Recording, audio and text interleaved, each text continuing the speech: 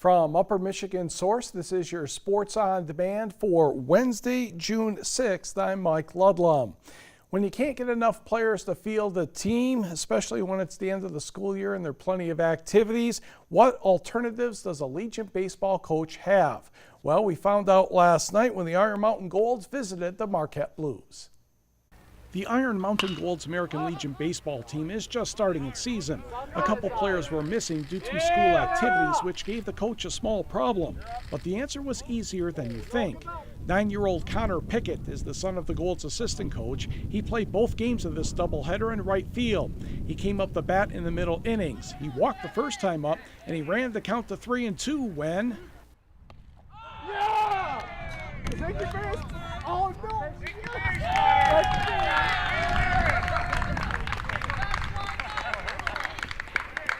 I thought I was gonna hit it or get walked. And it worked. And you took one for the team. That hurt much? Kind of. Now, Coach Paul Julian wasn't too concerned about this early season game, even though his team was trailing by 3 runs. Pickett was given the green light to steal second base. He's there! He dropped the ball! That didn't work so well, but Julian knows Pickett already has a good grasp of the fundamentals. For a 9-year-old, I can't wait to see when he's these kids' ages. Holy crap. Connor has been the team manager for the Iron Mountain High School baseball team. He's been working with the kids. Everything about Connor's amazing. It's been a blast. Marquette won both ends of the doubleheader 7-2 and 7-2. Pickett made a couple catches in right field and did a great job getting the ball back in play after a failed pickoff move by the catcher. If Coach Julian has a shortage of players in the next game, Pickett might be back in the starting lineup.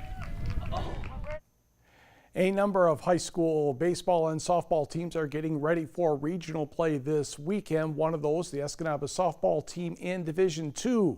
They have a tough road in the Lower Peninsula. TV6's Seth Wells explains. With a pair of wins over Sheboygan and Petoskey in districts, the Escanaba softball team will compete in regionals at Gaylord on Saturday. The Eskimos are no stranger to regionals, as the team has advanced to at least the quarterfinal in each of the past 3 seasons. You always go in with an open mind. It's a tough tournament road. You make a couple mistakes and the season is over, so you just hope to put your best foot forward and play your best game. I'm expecting some good competition down there, but I think no matter who we face, we'll prevail, and we're going to Michigan State this year. Confidence is not an issue for the Eskimos, and it shouldn't be. They've lost just 3 games this season by a combined total of 3 runs. Well, I think we can go as far as our players take us. We have some fantastic players, offense, defense. Our pitchers are just doing an absolutely fantastic job this year. Our bats have been awake lately, so I think things are going real well. I've been with most of these girls for my whole 4 years, and we work good together as a team, and we've definitely all put in our all this year for our final year, and those girls coming up have done the same for us, and it's going to be good games. The Eskimos open regional play with a contest against Muskegon Oak Ridge at 10 a.m. Reporting from Escanaba, I'm Seth Wells, TV6 Sports. Last night out in Ironwood, the Gogebic Community College hosted the Border Bash basketball games, all-star games between Upper Peninsula and Northern Wisconsin. On the girls' side, Team Michigan won 101-87. The Gawney's Natalie Bartle was the MVP with 28 points. The Wisconsin boys beat the Upper Peninsula 104-94. Michigan Tech recruit Owen White of Rhinelander led the way for Team Wisconsin with 28 points. Another Michigan Tech recruit, Jake Witt of Uintral Creek, had 20 for Team Michigan. The high school tennis coaches in the Upper Peninsula in Division II have announced their players' coaches of the year and more. Holden Ross of West Iron County is the player of the year. Wycon's coach Joe Serbentis the coach of the year.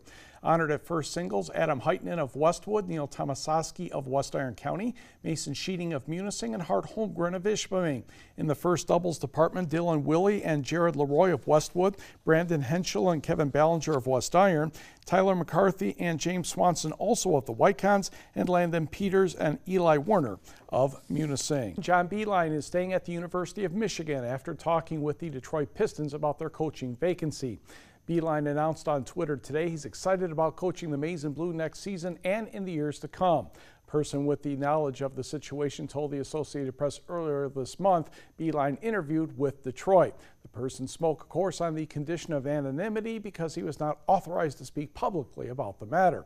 65-year-old Beilein has coached at Michigan for 11 seasons. He has led the Wolverines to 2 Final Fours, losing in the national title game this year, and in 2013 he's also won a pair of Big Ten championships and Big Ten tournament titles.